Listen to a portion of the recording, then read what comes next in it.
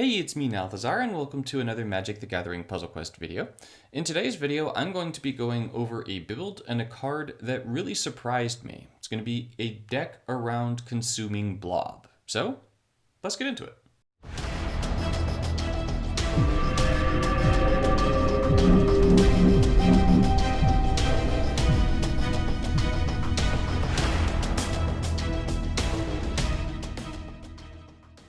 Now, I actually kind of stumbled across this by accident. I was making a deck for a different card that I was going to showcase in a video, and then I just wound up falling so in love with this card and this card combo specifically, this with one other card, that I wound up building a deck just around this, and then it wound up exceeding my wildest dreams for what it could do. So, Consuming Blob is a new green mythic that came to the game in Innistrad Midnight Hunt. It's a 1/1 for 15 and has, at the beginning of your turn, this creature gets +X/+X, where X is the amount of card types among cards in your graveyard. And then at the end of your turn, create a Necrophage Ooze token. That Necrophage Ooze token is a 0/1 that has, when this creature enters the battlefield, this creature gets +X/+X, where X is the number of cards in your graveyard. Now, day one, when Consuming Blob came out, and I actually pulled Consuming Blob day one, the +X/+X buff that this Necrophage Ooze token was just summative. So like if you had 5 cards in your graveyard, it would get +5/+5. And then if next turn you had 6 cards in your graveyard, it would just get +1/+1 to get to 6. But now it properly works as intended from the last update, and so it gets actually that buff every single turn. And so it can actually buff up pretty quickly, and it's really cool as a result of how quickly it's able to buff from that boost. Now, this card does pair really nicely with Tanazir Quandrix. So Tanazir has the full art version from Fiblethip, and so one of the really cool things about this deck that I'm showcasing is you really only happen to need the Ooze and the Quandrix from this deck in order to make it work. And so if you've picked up the Quandrix, I actually posted a little thing in my community tab about it last time it was in Fiblethip. Hopefully many of you have it. I know not everyone's going to have it. But it is a card that if you're watching this video and you do wind up getting the Ooze and you do want to use some crystals to target it, then that would definitely make some good sense. So this is a 21 mana 7/7. It has Trample, Flying, Legendary, and Bravery. And then it also has, when this creature enters the battlefield, double all buff values of target creature you control. And when this creature attacks, you may have the base power and toughness of other creatures you control become equal to this creature's power and toughness until end of turn. Now, I'm pretty sure that you're looking at these two and you're like, okay, Tanazir, I see where this is going. You're just going to have a whole bunch of turns that put out these 0/1 Ooze tokens, and then Tanazir Quandrix is going to give that token stack the power toughness boost from the being a 7/7, and then you're just going to get a big Ooze. I mean, we've seen that before. Well, this is actually a little bit different. So the Blob is able to get buffs really quickly, especially if you pair it with the Wrenn 7 Planeswalker. Because Wrenn 7 as a Planeswalker, the first ability is going to dump 4 cards in your graveyard, right? You pick up to 4 of the first 4, and then you dump 4 cards in your graveyard. And so you're able to dump 4 every turn that you do that, and by doing so, you're going to buff up these tokens that you're making with the Necrophage Ooze token, right? It's going to buff them up pretty quickly. So what this deck actually does is you get some things in your graveyard, you get a Consuming Blob down, it's going to start buffing from the Necrophage Ooze tokens, and then you just start spamming out Tanazir Quandrixes to double the buff token of the Ooze. And you can get it to some pretty nasty levels. I think that in my second game I had the Ooze at like 2,000 power from doing this. It buffs really quickly. Very easy to kill your opponent with it. Now, I know that the rest of my deck is not exactly easy to make, so I'm running the Prismatic Bridge, although this does happen to have a full art variant. So if you don't have this one, this is actually a card that you should always have 400 crystals in your ready to buy it. It's that good. It's also got Wrenn 7. It's one of the new Mythic Vanguards from the Midnight Hunt set. It has a +2 to destroy the top 2 cards of your library, which is just going to throw more things in your graveyard for the Blob. And then it also has a -8 to pick 4 things from your graveyard and bring them back to your hand with full mana. So if your opponent wipes your board, or if you wipe your own board, or if you just want to get free stuff, because who doesn't like free stuff, then you can use Wrenn's minus ability to go ahead and do that. Wrenn and 7 has the natural pairing partner of the Wrenn and 6 Vanguard. This is a rare Vanguard from the Midnight Hunt set. If you do not want to take a stab at these Midnight Hunt Vanguards, I totally understand. But the +1 ability in this particular deck is really, really cool. You'll see just how many gems the thing is able to convert. But you convert X gems to green, where X is the number of non-creature cards in your graveyard. So between Wrenn and 7 throwing 2 cards in the graveyard every single turn, and then Wrenn and 7, the actual Planeswalker, throwing up to 4 cards into your graveyard almost every single turn. You're going to be throwing up to 6 cards in your graveyard almost every single turn, which is going to make it so that you're able to convert a heck of a lot of gems. The World Tree just gives us a gem converter. They did fix the World Tree. It's no longer getting both of its effects at all times. But nonetheless, it's going to convert 3 gems to green, which with the Harmony ability from Wrenn and 7 means it's going to be converting 5 gems to green, which is very, very solid. The Great Aurora gives you a sort of oh crud button, where if your opponent does something that you really don't like, you can just wipe the board. And fortunately for you, in this deck, it doesn't destroy Vanguards. So your Wrenn and 7 and your Wrenn and 6 are both going to remain on the battlefield. It's going to throw more things into the graveyard, meaning that Wrenn and 6 is going to convert more gems. And Wrenn and 7 is going to be able to bring the things that you destroyed back from the graveyard if you want anyways. You also have Binding the Old Gods, because the Great Aurora doesn't destroy Vanguards, and there are some really nasty Vanguards in the game now, so this is going to be able to get rid of those. And then the second chapter is also going to be able to get you your World Tree. Realms Uncharted is a super, super sweet card. So this one you're going to use to try and get 2 Turn Timber Symbiosises out of. And if you don't have Turn Timber Symbiosises, then you just throw the other things away. And so this is going to be another way of filling up your graveyard with non-creature cards. And then it's also going to have that kicker to convert gems to green. And so if you don't already have a World Tree down, it's going to convert 6, and then it's going to convert 2 more to the Wrenn and 7 ability. And then finally, we have Turn Timber Symbiosis. So this one's just going to fetch the cards from the creatures from our deck, put them directly on the battlefield. And it's also going to give us the Turn Timber Serpentine Wood token. So this is going to make it so that your green mana bonus is increased by 1. And it's also going to convert 3 gems to green every single turn. So the general idea behind the deck is get down Consuming Blob as early as possible, and then start using things like Wrenn and 7's first ability to dump things in your graveyard. Start using Wrenn and 7's Vanguard to dump things into your graveyard. Start using Realms Uncharted to dump things into your graveyard. And then hold on to all the Tanazir Quandrix and Turn Timber Symbiosis that you can, and then just deploy all of them at once you have a Necrophage Ooze token that has a few buffs, and it's going to buff that thing up into absolute insanity, and you're going to mac on your opponent. Now, I don't actually have a peasant build for this. I don't have a pauper build for this. This is just a build that I made that I really enjoyed, and all of this together works amazingly well, and so I just wanted to share it with you guys because I had so much fun with it. Unfortunately, the Consuming Blob doesn't particularly work all that well if you aren't running it in like some kind of big time deck. As I mentioned earlier, you definitely want to run it with Tanazir Quandrix. You could just run the Blob with the Quandrix and just call it good with those two, and you'll definitely be able to beat your opponent with those two together. But it's definitely going to be stronger to use Tanazir Quandrix in just a basic Nissa Worldwaker deck, because the Forest tokens are going to get you way more tokens from Nissa's First than the Consuming Blob is going to give you Necrophage Ooze tokens. But that said, if you want to pair them together just for giggles anyways, because it's what you have and you don't have the rest of this deck, by all means go ahead and try it out. It is quite a lot of fun, and you're going to be able to do some wacky shenanigans that will beat down your opponents. So let's go ahead and check out the gameplay. For the gameplay here, I'm going to go ahead and showcase 2 matches of this in action. This was actually, I think, match numbers 3 and 4 for me with the deck.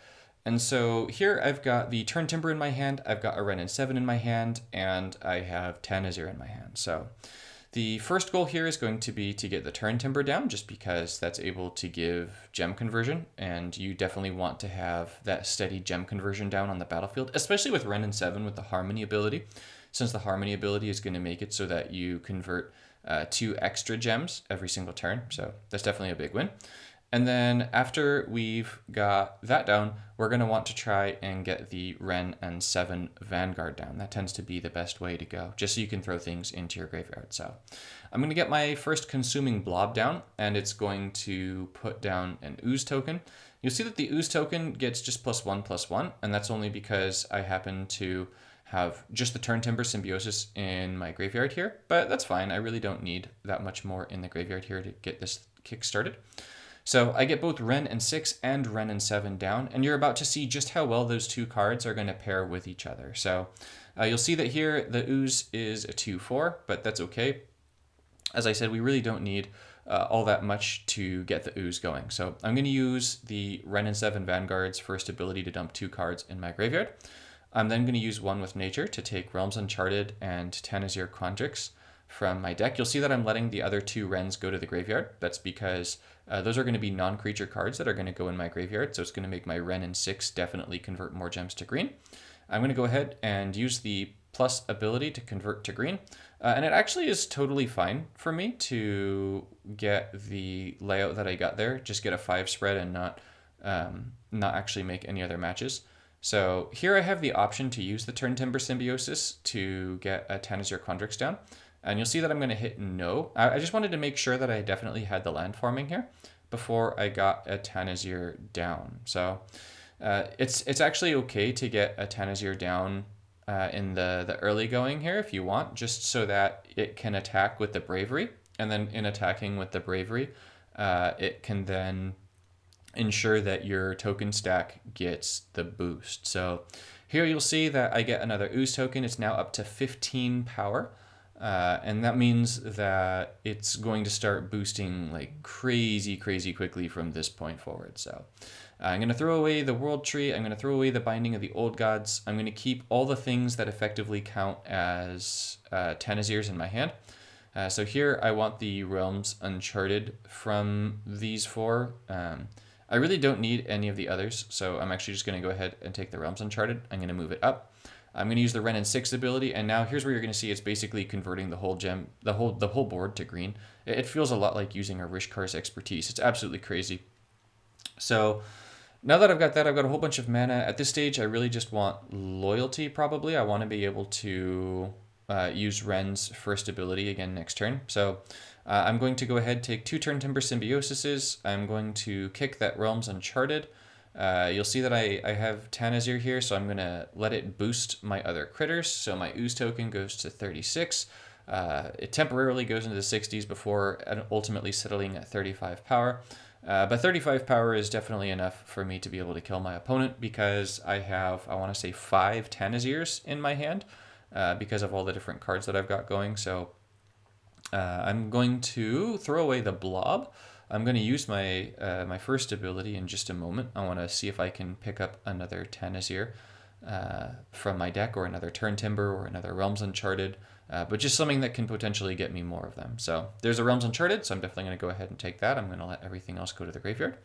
And then I'm going to move the Realms Uncharted on up. I'm going to use my Ren and 6 to convert the whole world to green, which is just insane. Look at that. That's crazy. I got a handful of mana. And so now the goal is to try and get 6 or more Rens down on the battlefield. So I'm going to take the red match there. I'm taking the red match just because I want there to be as many green gems on the board as possible. And here's where you're going to see that I'm going to just start having all of my Tanazirs buff up my ooze. So I do wind up getting lucky. I get a green Cascade, but it's not enough mana to cast either of the Turn Timbers that I pulled. But that's okay. I'm still going to be getting like 5 Tanazirs down here or something like that. So the Tanazir comes down. It's going to buff my ooze again. And then finally Tanazir is going to come down again. And it's going to buff my ooze again. So that's going to boost it to 1020 power. And then Tanazir and my other ooze are both going to swing and kill my opponent's creatures, where my opponent's going to now take the 1288. And yeah, that's a ball game. That's it. So I feel like that first match really showcased the deck very well because you get to see just how all the cards really work together. So you get to see how the 2 Vanguards work together, you get to see how Tanazir and the Blob work together, and you get to see just how using Ren is going to enable you to dump a whole bunch of cards in your graveyard, which is really good. So I know that this is match 5, it says match 5, but I was actually testing, as I said, another deck for a different video, and then I sort of came across this and I was like, I definitely have to use this instead. So here for this starting hand, I've got 2 copies of Ren and 6. I definitely don't want to have 2 copies of Ren and 6 in my hand to start with, but you know, it's not the end of the world. So at this stage, the goal is actually to try and get loyalty down. so to get as much loyalty as possible. So I was going for a Cascade there. It obviously did not work out, but my opponent was kind enough to not take the 5 match that I afforded them by doing that. So that worked out okay for me, I suppose. And so here I have the choice of either taking the green match or taking the red or the blue match. I wanted to take the green match just because I'm up against Kasmina, and so Kasmina is kind of terrifying. She's actually, I think, the best planeswalker in the game right now. So I'm a little bit afraid of whatever it is that she might want to do, and she gets her own Tanazir down here. So that's really really bad because that means that my opponent is I'm in platinum, and so is in all likelihood running some kind of degenerate Phylath deck.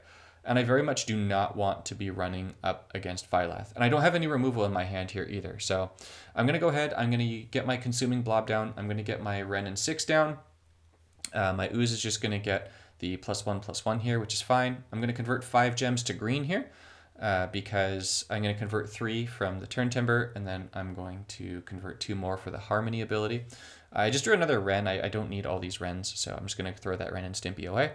I'm going to go ahead and use the +1. I know that this is just going to convert 1 gem to green here, but at this stage, I'm just trying to get myself closer to my first ability. So I definitely want to make a loyalty match here, even though there's a whole lot of green available, because that means I'll be able to use my first. And with that, hopefully, I will be able to pick up a removal card before my opponent kills me. So fortunately, Kasmina has just a sliver of mana before she's able to do anything with that one card. So I'm in the clear there. And I've got the Bridge, I've got the Great Aurora, I've got Realms Uncharted, I've got Ren and 7. And so here, I'm actually just going to go ahead and risk it for the biscuit. I know it's probably a foolish move, but I'm actually not going to take the Great Aurora here just because I really like my setup here. And then I'm actually going to go ahead and throw away the Bridge just to see if I can pick up 2 Turn Timbers here. So I know, kind of a crazy move, but it's, as I said, I'm risking it for the biscuit, right? So I've got a pretty solid green into white match there on the bottom. So I'm going to play my own Tanazir. I'm going to boost the Blob, even though it really doesn't do anything. I'm going to take the Turn Timber Symbiosis here so that I have more Tanazirs in my hand. And then hopefully what I decided to bank on this time was that card in my opponent's hand was not a Phylath, so that I'd be able to kill my opponent this turn. So I'm sort of hoping that I'm able to kill them this turn. And then my opponent doesn't even wind up playing the card, which is like super, super lucky. And then I draw the removal finally that I wanted, which is even luckier. So all good things come in time, I suppose. So you'll see that my ooze really doesn't have as much power as I'd like it to have at this stage. It only has 13 power. So in an ideal world, my ooze is going to have some time to mature a little bit. And so I've got another Tanazir here. I'm going to go ahead and take that. I'm going to let everything else go to the graveyard. What I really should have done there was I should have taken the other Blob just so that it would have dumped 4 cards in my graveyard, and none of them would have been creatures. But that's okay. I'm going to let my creatures swing into Kasmina here. I'm going to get another ooze. It's up to 28 power. Kasmina gets free stuff because Kasmina, she used her second ability, which is nasty. And so Kasmina gets down another Tanazir and a Prismatic Bridge. So this tells me that my opponent's deck is almost assuredly going to be the Tanazir Phylath deck. But it doesn't matter at this stage. I'm going to win. My opponent can't do anything. So I'm going to go ahead and dump some stuff in my graveyard. I'm going to use my Ren abilities, and then I'm going to kill my opponent. So as we are at the end of the match, I do want to point out that just as like some ending notes, Ren and 7, this Planeswalker is definitely an S tier Planeswalker. It's a phenomenal Planeswalker. But with that said, if you have Nissa Worldwaker already in your collection, or if you have Garruk, the one whose second ability makes leader beast tokens, and the third ability creates a support that fetches a creature every turn. If you already have one of those and you are short for crystals, especially with the new set coming out soon, then you don't need to have Ren and 7. But with that said, Ren and 7 is a phenomenal Planeswalker. So if you just want to have another really strong Planeswalker at your disposal, then by all means, this is definitely going to be one that is worth picking up. There's a lot of cards in the current standard that pair very well with Ren. And even if you just use Ren for the Harmony ability and then the first ability, you're going to get a heck of a lot of value out of Ren. So This is my saying that if you have disposable crystals, by all means, go ahead and pick up Ren when Ren becomes available. Ren's 100% worth it. Phenomenal Planeswalker. So I get my Tanazirs down. As I said, there's no way that Kasmina is surviving what I'm putting out this turn. I'm going to go ahead and fetch 2 more turn timbers and hope that I get some kind of crazy wild cascade, which I don't get. But it doesn't matter. My critters are going to whap my opponent. And that's match. And that's the video. So I hope you enjoyed. Thank you so much for watching. And I'll see you in the next one.